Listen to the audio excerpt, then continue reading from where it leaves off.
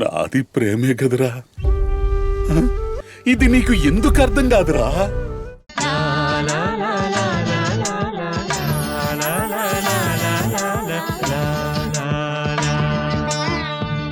రే అభి, అభి బావా బయటికి వెళ్ళాడు బావా. ఎందుకు? నీకేం తెలీదు. ఎక్కడ వాడు? అభి బావా బావా చెప్పాను కదా బావ బయటికి వెళ్ళాడని. ఏమైందో చెప్పు, ఎందుకంత గట్టిగా అరుస్తున్నావు? ఈ ఫోటోని చెప్పాల్సిన అవసరం ఎవరికుంది? అయ్యో, ఇది నీకెంతో ఇష్టమైన ఫోటో కదా. నీ కళ్ళలోకి ఎవరో ఒక అమ్మాయి వస్తే నువ్వు ఊహించుకుంటూ వేసిన నీ ఊహాసుందరి ఫోటో కదా. అవును. ఆయన నీకెలా తెలుసు? నేనెప్పుడు నీతో చెప్పలేదే.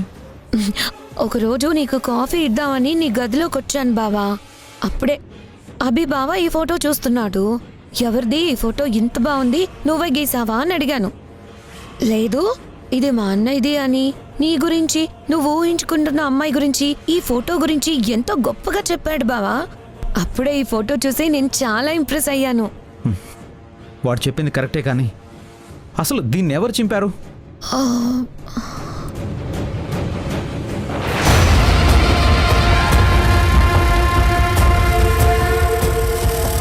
బావా, నీ ఊహా సుందరిని నువ్వు ఎంత అద్భుతంగా ఊహించుకుంటున్నావో ఈ ఫోటో చెప్తుంది. నువ్వు తనెవరో కనిపెట్టే ప్రయత్నం ఎంత ఎక్కువగా చేస్తున్నావో ఈ ఫోటోలో కనిపిస్తుంది. ఈ ఫోటోని ముక్కలు చేస్తే నీకు పిచ్చి కోపం వస్తుంది. ఇది జానకి చేసింది అని చెప్తే అప్పుడు నువ్వు జానకిని తిడతావు.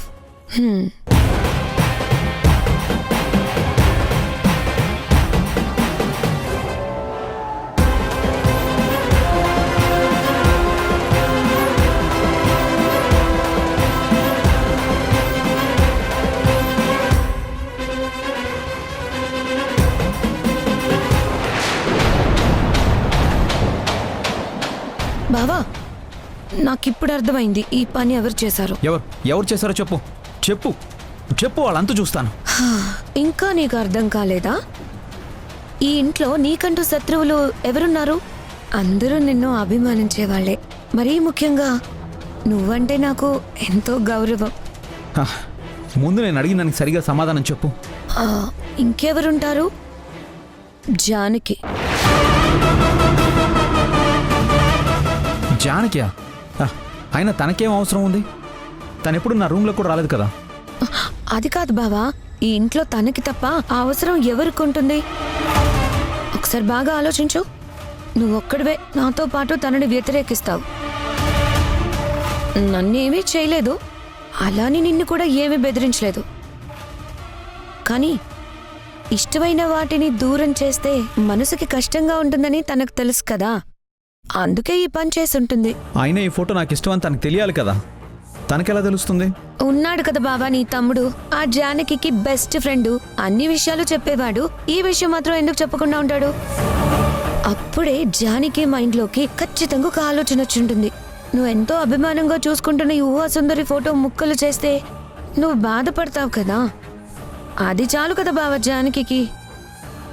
అయినా ఇప్పుడు తనే చేసిందని తెలియకుండా తనతో గొడవ పడితే తిరిగి నా మీద రివర్స్ అవుతుంది. నేను కూడా తన మీద కోపంతో చెప్పడం లేదు బావా. ఇందాక తను వెళ్లే ముందు నీ గదిలో నుంచి బయటకొచ్చింది. ఇదేంటి ఎప్పుడు లేంది ఈ గది నుంచి బయటకు వస్తుందని నేను అడుగుదాం అనుకునే లోపే తను కంగారుగా వెళ్ళిపోయింది.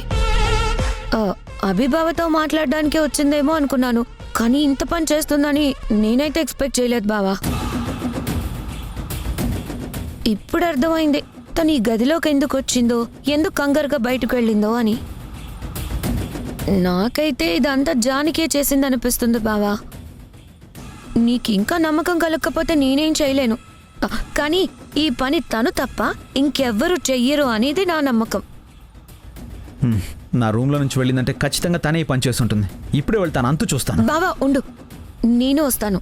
నువ్వు ఒక్కడివే వెళ్తే తను నువ్వు చూసావా అని నిలదీస్తుంది.